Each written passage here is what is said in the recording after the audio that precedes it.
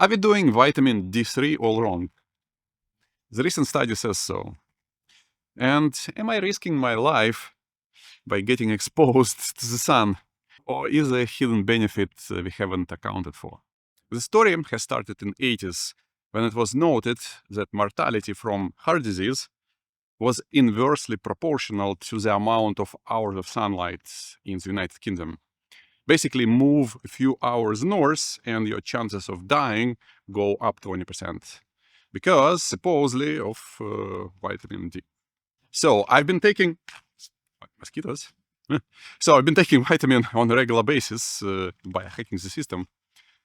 But then the data started to accumulate from the randomized clinical trials and Mendelian randomizations, and whoops, looks like beyond correcting deficiency level, there is no positive impact. And the good explanation for that, which I saw, blood test measures the inactive level of vitamin D, and that's what we take here, which then converts to the active form on a need-to basis. And you know, your car runs as well on a half tank of gas as on a full tank. So it doesn't matter if you have half or full. So what the hell is going on? If it's not vitamin D, what is it about sunshine that keeps us living longer?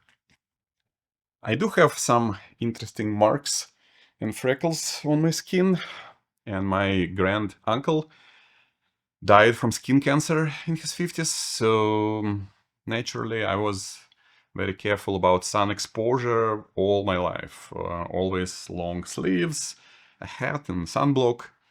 Survived multiple Burning Man events, and I think I got fried for good just once in Bolivia, but that was really unfair. Apparently you can get burned in the shade from the reflections there. Well, lesson learned.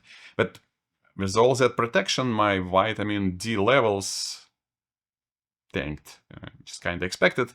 So I did what everyone else does, started supplementing with 5,000 units. And I know some of my friends who take 10,000 units. Because if a little bit is good, more must be better, right? Right? But the difference between the medicine and poison is the dose.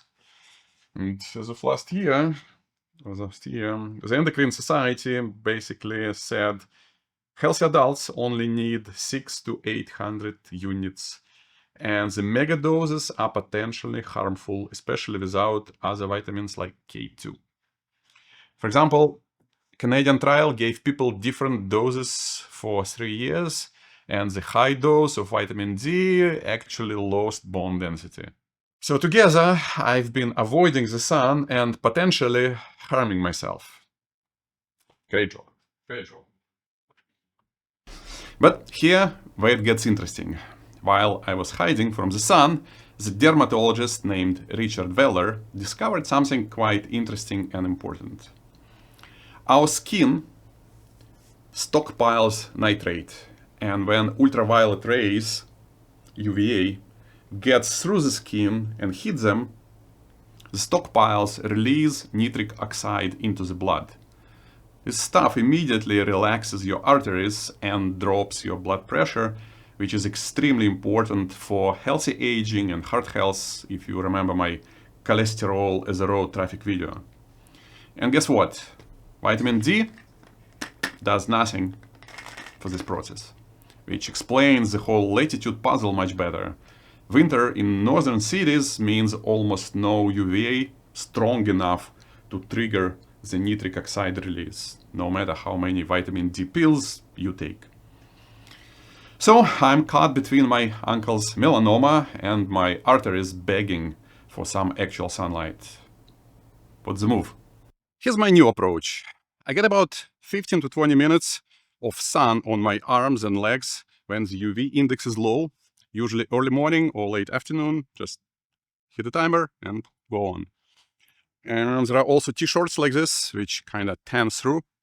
And you can chill on a deck, or better yet, go for a walk. And the rule is simple. Start small, don't get pink, don't get burned. And second part, Second part, load up on those nitrate-rich foods, spinach, regular, beets, because they reload those skin nitrate stores that your arteries tap into.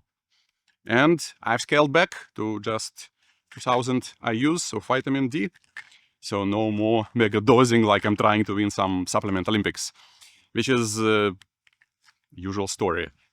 Use supplements to supplement, and it applies to everything, including food, vitamins, minerals, and the sunlight. For what it's worth, the traditional cultures living outdoors, like the Maasai, have levels between 40 to 50 nanograms, so you don't need any higher than that. And two important additions: magnesium, very important to convert vitamin D3 into the active form. And because D3 helps to absorb calcium from the food, some vitamin K2 to move that calcium from the blood into the bones. And again, ideally, you want to get those minerals with food, get vitamins with food. You get magnesium, by the way, also from the greens. I still wear sunscreen if I'm out for hours, but I'm no longer hiding from 15 minutes of morning sun or evening sun. Well, maybe from mosquitoes, but that's about it. And you probably shouldn't either. Sun is your friend. Put it together with better cholesterol understanding and your heart will thank you. Living is smart, aging is bad, and I'll see you right in that video about cholesterol.